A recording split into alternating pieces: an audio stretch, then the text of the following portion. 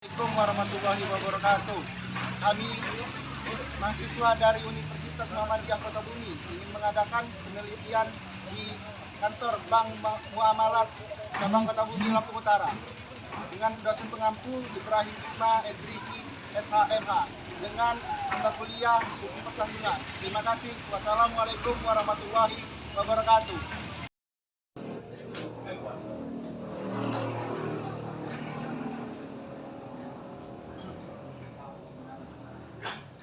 Begini Pak, kami ini ingin menanyakan risiko yang ada di bank muamalat ini seperti apa ya Pak? Kalau untuk resiko di bank syariah ya, kita berbicara bank syariah, Ya. Bank adalah bank syariah pertama. Jadi sebenarnya kalau menurut POJK 65 tahun 2016, bank syariah itu memiliki 10 risiko yang harus dikendalikan. Sedangkan kalau bank konvensional seperti Bank BCA, Mandiri, BNI dia hanya ada 8 risiko. Adapun untuk risiko-risiko tersebut, mungkin kalian sudah pernah mencari informasinya di Google, adalah risiko kredit, risiko pasar, risiko likuiditas, risiko operasional, risiko hukum, risiko reputasi, risiko strategik, risiko kepatuhan, risiko imbal hasil, dan risiko investasi. Seperti itu.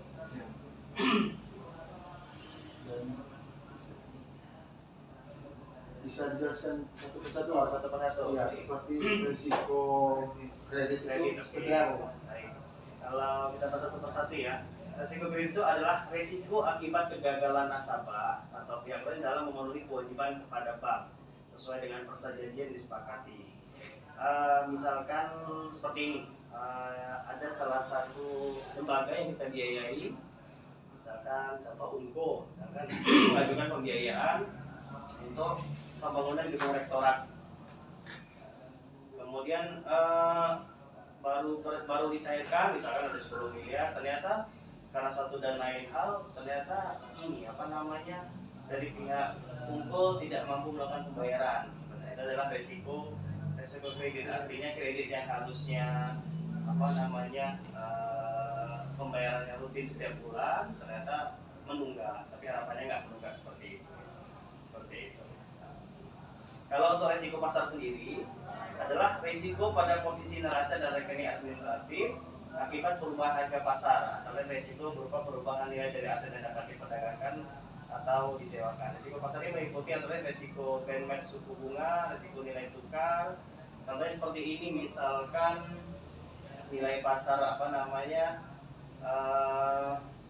deposito contohnya. Artinya ketika kita menjanjikan ada nasabah mau deposito, kemudian dia membandingkan, Pak, saya kalau deposito di bank A dapatnya 8% loh gitu. Ternyata kita menjualnya salah, mis-selling lah ya.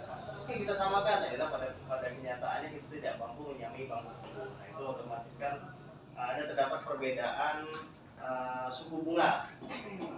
Kemudian risiko yang ketiga, risiko likuiditas. Risiko likuiditas itu definisinya adalah risiko akibat ketidakmampuan bank untuk memenuhi kewajiban yang jatuh tempo dari sumber pendanaan arus kas dan atau dari aset likuid berkualitas tinggi yang dapat diagunkan.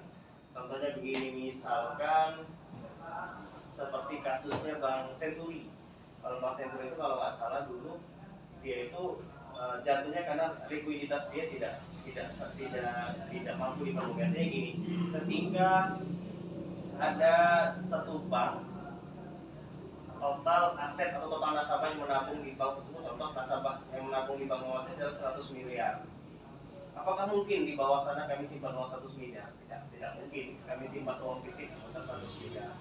Nah, ketika misalkan pada kondisi likuiditas total aset yang ada di bank, nasabah mau narik, nasabah mau pindahkan, ternyata bank tersebut tidak mampu memenuhinya, otomatis nanti kan itu jatuhnya ke dalam risiko likuid. Artinya saya mau menarik uang saya nggak ada di bank itu tidak mampu memenuhi permintaan saya.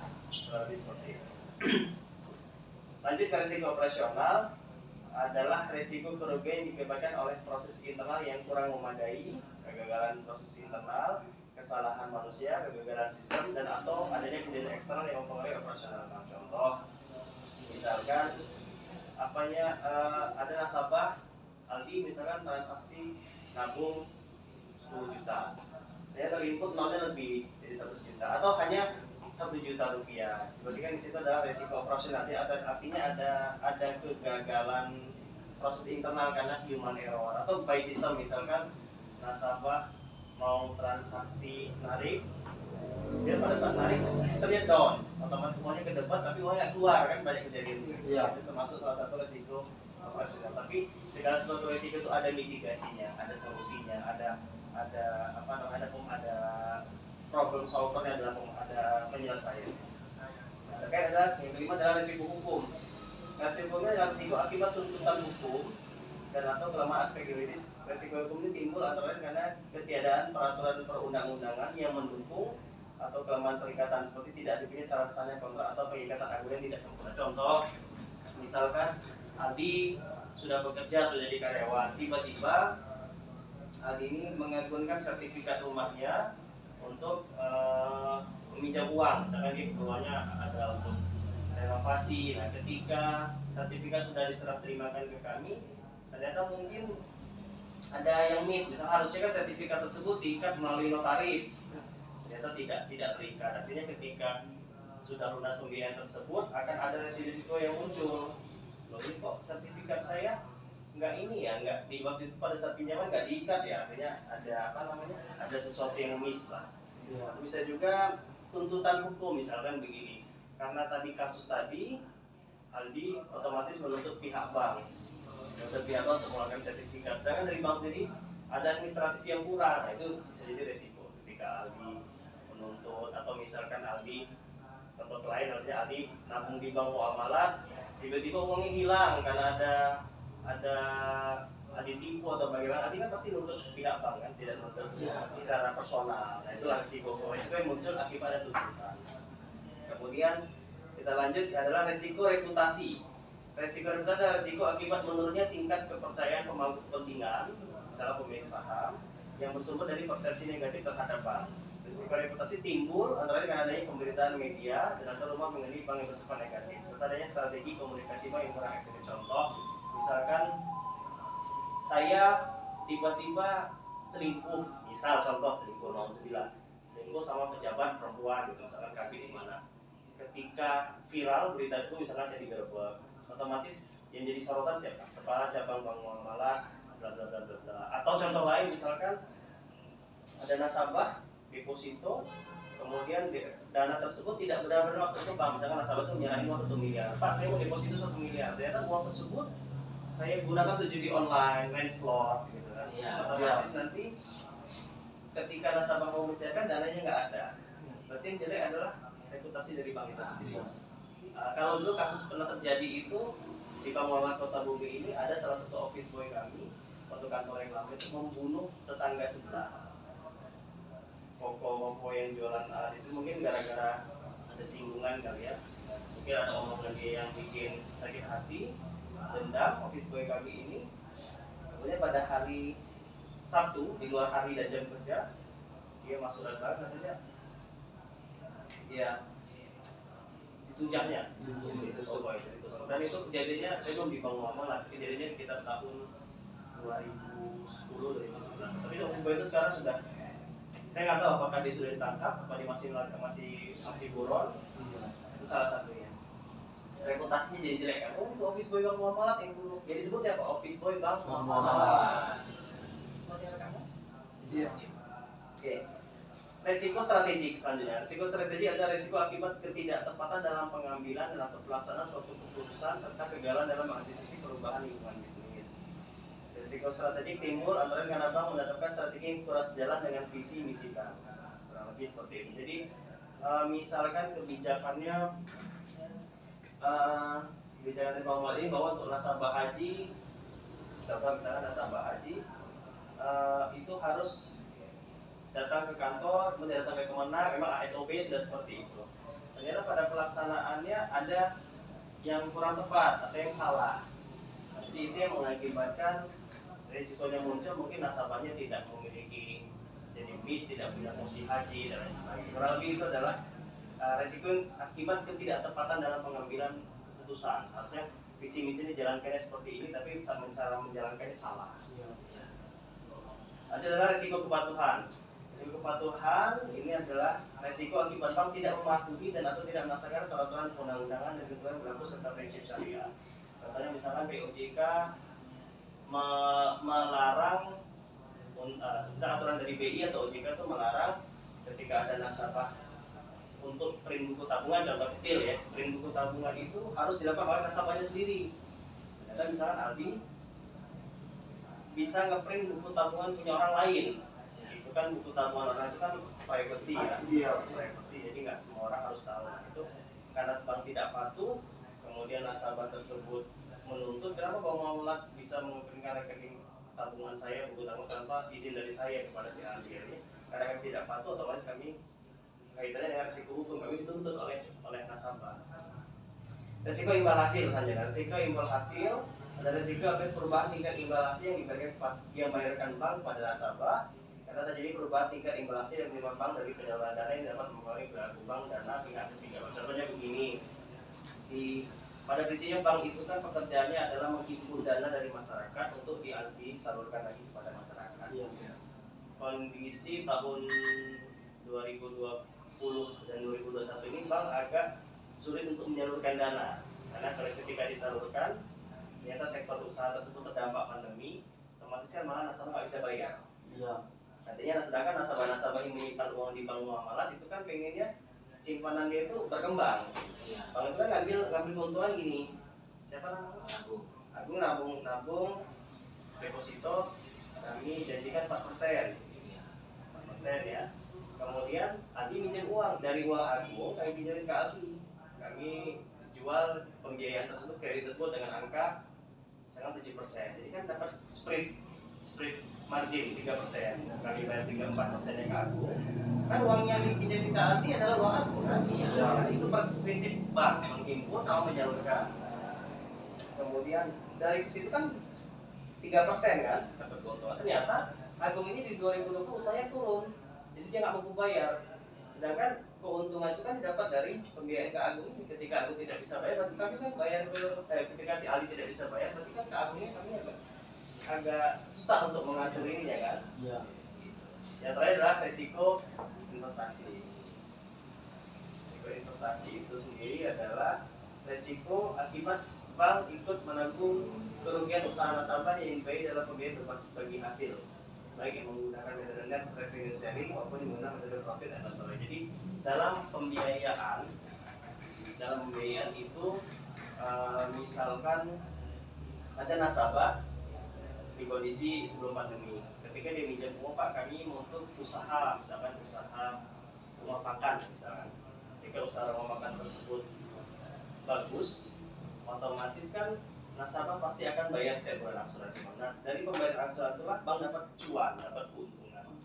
Ketika kondisi pandemi 2020-2021 banyak pelaku usaha yang bergerak di bidang rumah makan itu kesulitan karena masyarakat kan nggak mau makan di tempat waktu itu ya. 2020 pasti maunya masak sendiri, apalagi mungkin dia beli kemudian dia makan di rumah.